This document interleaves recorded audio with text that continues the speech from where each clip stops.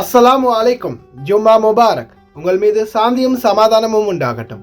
இன்றைய காலை பொழுது உங்கள் அனைவருக்கும் இனிய பொழுதாக அமைய எல்லாம் வல்ல இறைவனை பிரார்த்தித்தவனாக இன்றைக்கும் கோய்த்துறைய பல முக்கியமான செய்திகளை பற்றி தான் பார்க்க போகிறோம். வீடியோவை கடைசி வரைக்கும் பாருங்கள். தெரியாத நண்பர்களுக்கும் மறக்காம ஷேர் பண்ணுங்க. வீடியோ பிடிச்சிருந்தா ஒரு லைக் பண்ணுங்க, சப்ஸ்கிரைப் பண்ணுங்க.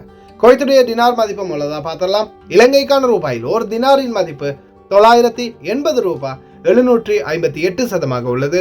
இந்தியாவின் ரூபாய் ஒரு தினாரின் மதிப்பு 272 ரூபாய் 3% உள்ளது. இது அல்முல்லா எக்ஸ்சேஞ்சுடைய அப்ளிகேஷன் ஆன்லைன் ரேட் ஆகும். அல்முல்லா எக்ஸ்சேஞ்ச் ஜமியாக்கள் உள்ள மெஷின் ரேட்டை பார்த்தலாம். இந்தியாவுக்கு 271 ரூபாய் 73%, இலங்கைக்கு 981 ரூபாய் 35% உள்ளது. ஜமியாக்கள் உள்ள மெஷின்கள்ல நல்ல ரேட் கிடைச்சா போடுங்க. கட்டணம் 1.25 தினார் தான் அறவிடுறாங்க. கோய்த்துறைய பல எக்ஸ்சேஞ்சுகள்லையுமே அக்கௌண்ட் நம்பரை மறைச்சிடுறாங்க. இன்றைய தினம் வெள்ளிக்கிழமை நீங்கள் ஏதாவது ஒரு புதிய எக்ஸ்சேஞ்சுக்கு பழைய பற்று சீட்டோட போறீங்களா இருந்தால் அதில் அக்கௌண்ட் நம்பர் சரியா இருக்கா அப்படின்றத செக் பண்ணிக்கோங்க. இல்லாத பட்சத்தில் எழுதிட்டு போனாலும் பிழை இல்லாத அக்கௌண்ட் நம்பரை எழுதிட்டு போங்க. ஏதாவது ஒரு நம்பர் பிழைச்சா கூட உங்களுடைய பணம் நாட்டுக்கு போய் சேராது. அந்த பணத்தை திரும்ப பெறணுமா இருந்தால் ரொம்ப நாட்களாகும், மறுபடியும் கட்டணம் செலுத்த வரும். இதை மறக்காம ஞாபகத்தில் வச்சுக்கோங்க. யுனைடெட் கல்ஃப் எக்ஸ்சேஞ்ச் கார்பரேஷன் இந்தியாவுக்கு பணம் அனுப்ப 750 ஃபில்ஸும், இலங்கை பணம் அனுப்ப 1 தினாரும் கட்டணம் அறவிடுறாங்க. அல்சாமில் எக்ஸ்சேஞ்ச் கார்பரேஷன் 1 தினார் மட்டுமே கட்டணம் அறவிடுறாங்க.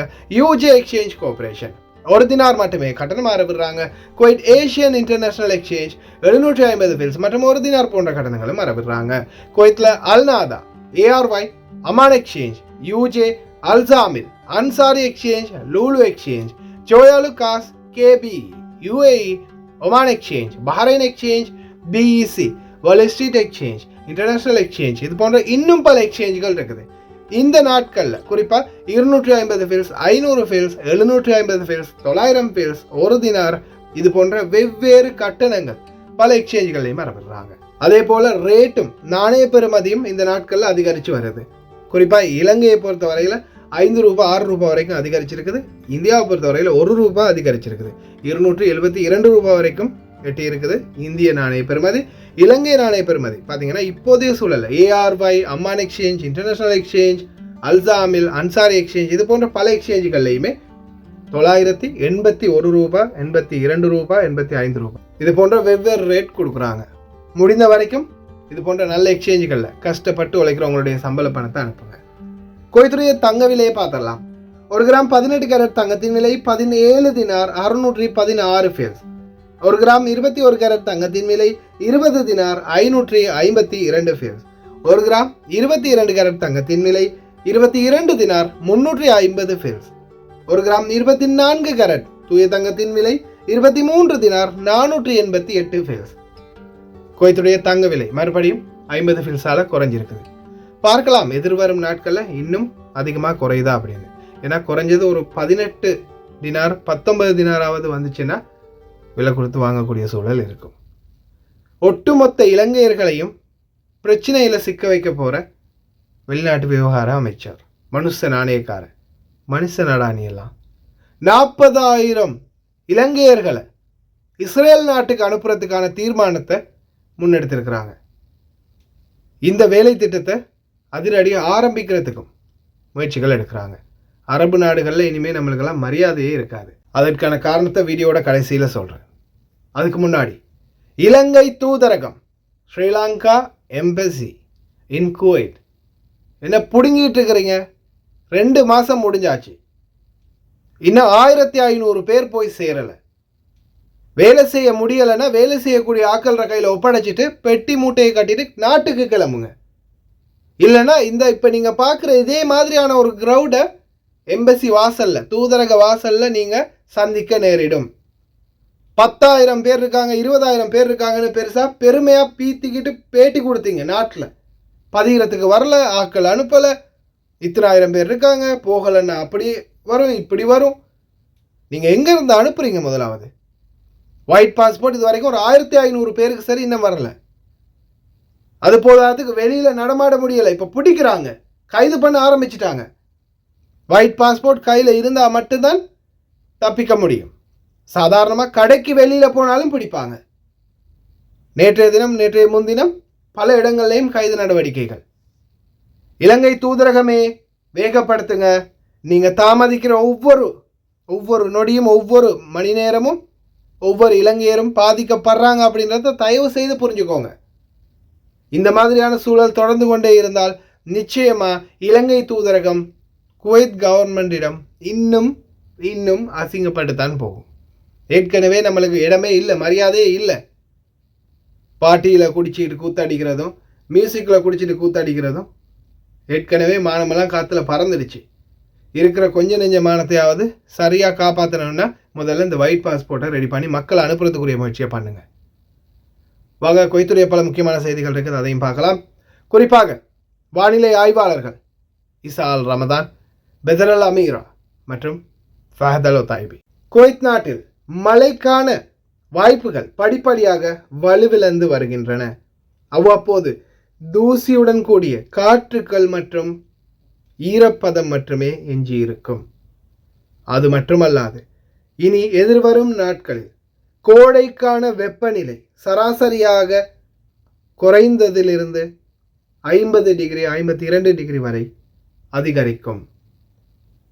வெப்பநிலை இன்னும் கொஞ்ச நாட்களில் அதிகரிச்சிடும் அப்படின்னு சொல்கிறாங்க. அதே மாதிரி பார்த்திங்கன்னா சவுதி அரேபியாவில் கோடை காலம் வந்துமே இன்னும் அதிகமான மழை.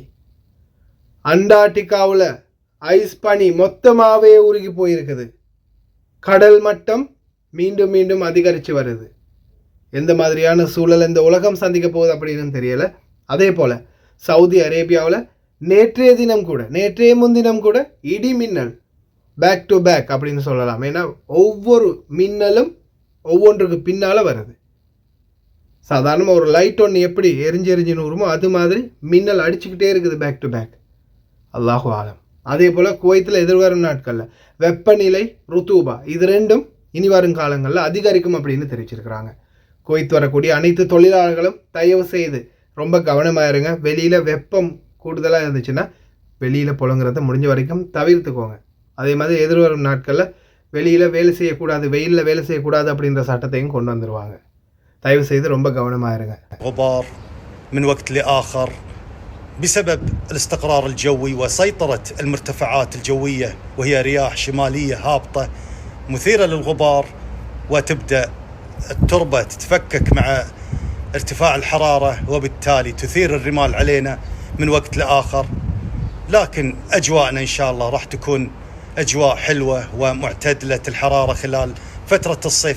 مساكم الله بالخير جميعا. أجواء عطلة أسبوع إن شاء الله المتوقع أجواءنا بشكل عام راح تكون مائلة للحرارة خلال فترة النهار، ولكن لا تزال نوعا ما معتدلة خلال فترات الليل المتأخرة وأيضا بداية ساعات الصباح الأولى.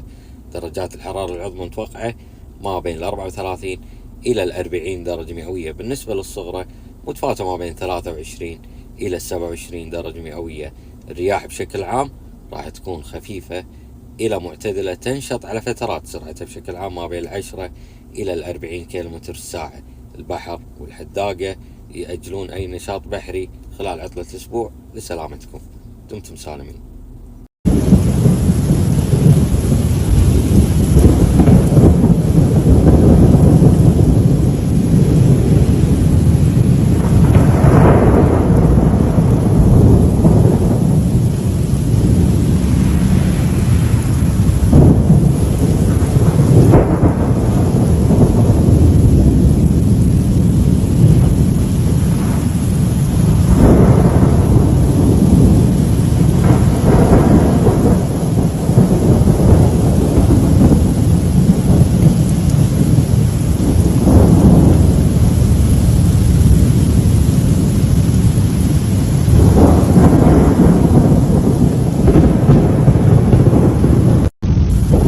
அனாச்சாரங்கள் எங்கெங்கெல்லாம் அதிகரிக்கின்றதோ அங்கெங்கெல்லாம் இறைவனுடைய கோப பார்வை நிச்சயமாக இருக்கும். பாருங்கள், ஐஸ் மலை எவ்வளவு பெரிய பெரிய ஐஸ் கட்டிகளாக இருந்தது, ஐஸ் மலைகள் இப்போ உருகி தண்ணீரோடு சேருது. கடல் மட்டம் எதிர்வரும் நாட்களில் 6 அடி வரைக்கும் உயரும் அப்படின்னு தெரிவிக்கிறாங்க. கடலோர பகுதிகளில் இன்னும் அதிகமான வெள்ளங்கள், உலகம் பூராவே உலகளாவிய ரீதியில் கடல் மட்டம் அதிகரிக்கும் அப்படின்னு தெரிவிக்கிறாங்க. அல்லாஹ் பாதுகாக்கட்டும். துவா செஞ்சுக்கோங்க எல்லாரும். அடுத்ததா அல்ராயின் ஒரு முக்கிய தகவல். குவைத்து குடிமகன் ஒருவர் தன்னிடமிருந்த ஷாட்கன்னை பயன்படுத்தி தன்னுடைய உயிரை மாய்த்து கொள்ள முயற்சி செய்திருக்கின்றார். இந்த சந்தர்ப்பத்தில் துப்பாக்கிச்சூடுடன் காயமடைந்த நிலையில் வைத்தியசாலைக்கு கொண்டு செல்லும் வழியிலேயே உயிரிழந்ததாக தெரிவிக்கப்பட்டுள்ளது. குவைத்து குடிமக்களும் ஆயுத கலாச்சாரமும் மிகப்பெரிய ஆபத்தாக மாறி வருது. அடுத்ததா இன்னொரு முக்கியமான தகவல், ஒரு வயதான குவைத்தி பெண்மணி கைது செய்யப்பட்டிருக்கிறாங்க. அவங்களிடமிருந்து சூனியம் செய்யக்கூடிய சில பொருட்கள் கைப்பற்றப்பட்டிருக்குது. குவைத்தை பொறுத்த வரையில் ஒரே ஒரு விடயத்தை நல்லாவே ஞாபகம் வச்சுக்கோங்க, சூனிய பொருட்கள் அதே மாதிரி பிளாக் மேஜிக் பொருட்கள் ஏதாவது இருந்துச்சுன்னா நிச்சயமாக நீங்களும் கைது செய்யப்படுவீங்க. இது சம்பந்தமான நடவடிக்கைகள் அரபு நாடுகளில் தடை செய்யப்பட்டிருக்குது. ஆனாலும் ரகசியமாக ஒரு சிலர் செஞ்சுக்கிட்டு தான் இருக்கிறாங்க. நாட்டிலிருந்து வரும்போதும் யாராவது பார்சல் கொடுத்தாலும் அதை செக் பண்ணி பார்த்து கொண்டு வாங்க. அதே மாதிரி தாயத்து, வேறு ஏதாவது மந்திரிச்ச தகடுகள், இந்த மாதிரி எந்த ஒரு பொருட்களுமே தயவு செய்து விமான நிலையங்களுக்குள்ளே கொண்டு வராதுங்க. ஸ்கேனில் பிடிச்சாங்கன்னா தூக்கி உள்ளே போட்டுருவாங்க. ரொம்ப கவனம். பொது தீயணைப்பு படை கட்டிடத்தில் நேற்றைய தினம் முக்கிய சந்திப்பு ஒன்று இடம்பெற்றது. சில வேலை திட்டங்களை எதிர்வரும் நாட்களில் முன்னெடுக்க போகிறாங்க. இதில் குறிப்பாக நான் அன்னைக்கும் சொல்லியிருந்தேன், குடவுன்கள், ஸ்டோர்கள், கடைகள், வியாபார தலங்கள், வீடுகள், அப்பார்ட்மெண்ட்கள் தீ தடுப்புக்கான சரியான நடவடிக்கைகள் எடுக்கப்படாத பட்சத்தில் சட்ட நடவடிக்கைகள் கடுமையாக இருக்கும். தீ தடுப்புக்கான சரியான வேலை திட்டங்களை ஆரம்பிச்சுக்கோங்க. முதல் துணை பிரதமர், பாதுகாப்பு அமைச்சர் மற்றும் உள்துறை அமைச்சர் ஷேக் ஃபஹதி யூசுப் சவுத் அல் சபா காவல் நிலைய ஆய்வாளர்களின் பணிமுறையை இரவு நேர கண்காணிப்பு அமைப்பில் இருந்து ஷிஃப்ட் முறைக்கு மாற்றி அமைப்பது குறித்து இந்த நடைமுறைகளை எளிதாக்கும் வகையில் 24 மணி நேரமும் புலனாய்வாளர்கள் CID இருப்பதை உறுதி செய்ய உத்தரவிட்டார். குடிமக்கள் மற்றும் குடியிருப்பாளர்களுக்கு வரும் ஞாயிற்றுக்கிழமை முதல் அனைத்து காவல் நிலையங்களிலும் இந்த நடைமுறை அமல்படுத்தப்படும். 24 மணித்தியாலமும் CIDகள் இனி ஒவ்வொரு காவல் நிலையத்திலையும் இருப்பாங்க. 4 வருட காலங்களுக்கு பாராளுமன்றம் மூடப்பட்டுள்ளது. பாராளுமன்ற சபாநாயகர் அஹமது அல் சாதூன் அவர்கள் ஊடக சந்திப்பில் எந்த ஒரு கருத்துக்களையும் தெரிவிக்க மறுத்துவிட்டார். حل مجلس الأمة 2024 هل ستعتزل العمل السياسي؟ ما نتكلم عن مستقبل، لا نرجم الغيب. المجلس بإذن الله جاي سيستمر بتقديم كل ما يتمنى الشعب الكويتي. العم ابو عبد العزيز ما نتكلم في الغيب، وانا ما اتكلم. احنا ما اتكلم اتكلم نكون عارفين يعني. ما اتكلم ما اتكلم في الغيب. لان احنا 3 مجالس. لا انا اعتقد يعني ما نحن مقدمين عليه في الكويت فرص او حتى توجهات اصلاحيه غير مسبوقه. قلت هذا الكلام بالتغريده اللي نزلتها لما ترشح، وقلتها الان، اصلاحات غير مسبوقه. وانا اعتقد الشعب الكويتي هل سنرى اصلاحات قادمه ان شاء الله؟ ان شاء الله باذن الله. كل الشكر باذن الله. حياك. ஓட்டுநர்களுடைய முக்கியமான கவனத்திற்கு, ஃபாஹில் அதிவேக சாலையில் இருக்கக்கூடிய 3வது ரிங் பிரிட்ஜ், தஹியா, ஷாப், இந்த மந்தகாக்களுக்கு நடுவில் இருக்கக்கூடிய இந்த பிரிட்ஜ் இன்றைய தினத்திலேருந்து ஓப்பன் ஆகுது. ஃபாஹில் அதிவேக சாலை 30 நம்பர் ரோடுக்கு கீழே இருக்கக்கூடிய பிரிட்ஜ், சிக்னல் லைட் எல்லாமே ஓப்பன் ஆகிடுச்சு. அடுத்ததா அல்ஹம்துலில்லாஹ், குவைத்துடைய மன்னருடைய அரசாங்கம் அமைக்கப்பட்டதுக்கு பிறகு வேலை திட்டங்கள் வெகுவாகவே துரிதமாகவே செயல்பட்டு வருது. ஓட்டுநர்களே, இனி வரும் காலங்களில் சம்பளத்துக்கு பாதிப்பு வராது, டயர்கள் பாதுகாக்கப்படும். مع أجهزة آليات جديدة السنة هذه، موبايل ليدر، أجهزة على قولتهم تغذية قوية مع رش الأسفلت، شيء ولا أروع. طبعا المهندسين يتكلمون عنهم وجايبين عمالة أمريكية يشتغلون بهالشيء هذا، فما شاء الله تبارك الله جهود جبارة. وهذه الشاحنة اللي فيها أسفلت تنزلها على هالجهاز الجديد أو الآلية الجديدة، هي اللي تخلط. تبارك الله شيء بإذن الله والأروع، وإن شاء الله قادم أحسن مع آليات جديدة موديل السنة وتقنية قوية. مشكورين وزارة الأشغال.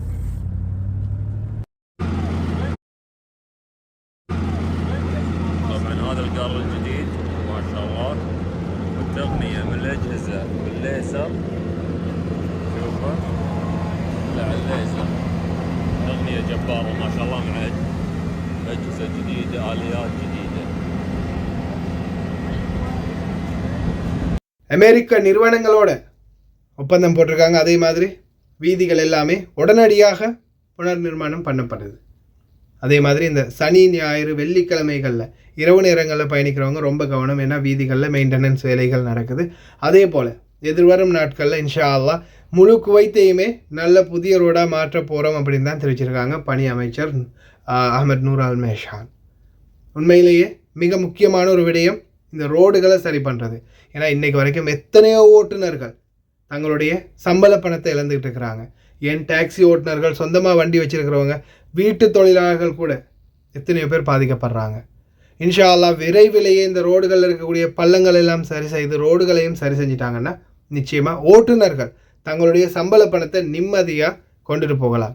அது மட்டும் இல்லாமல் எத்தனையோ உயிராபத்துக்கள் கூட ஏற்பட்டிருக்குது. எத்தனையோ பேருடைய உயிர்கள் பறி போயிருக்குது. எத்தனையோ வாகன விபத்துக்கள், இந்த மாதிரி விபத்துக்களும் தவிர்க்கப்படலாம். பல உயிர்களும் பாதுகாக்கப்படலாம். வீதிகளை உடனடியாக செஞ்சிட்டாங்கன்னா அல்ஹம்துலில்லாஹ். அடுத்ததாக குவைத்துடைய முனிசிபாலிட்டி எலெக்ஷன் தேர்தல், அடுத்த தேர்தல் ஆரம்பமாக போகுது. இந்த தேர்தலுக்குரிய பாதுகாப்பு அம்சங்கள் அனைத்துமே உள்துறை அமைச்சகத்தினுடைய அனுசரணையில் உள்துறை அமைச்சர் ஷேக் ஃபாதி யூசுப் சாவுத் அல் சபா அவர்களின் தலைமையில் எதிர்வரும் நாட்களில் நடைபெறும். இந்த தேர்தல் இதிலேயும் சில ஊழல்கள் நடக்கும், பிரச்சனைகள் வரும். இது சம்பந்தமாகவும் அதிரடி சோதனைகள் எதிர்வரும் காலங்களில் மேற்கொள்ளப்படும். அதே மாதிரி தயவு செய்து இன்றைக்கி வெள்ளிக்கிழமை அக்காமா இல்லாதவங்க, ஒயிட் பாஸ்போர்ட் கூட கையில் இல்லாதவங்க தயவு செய்து வெளியே போகாதீங்க.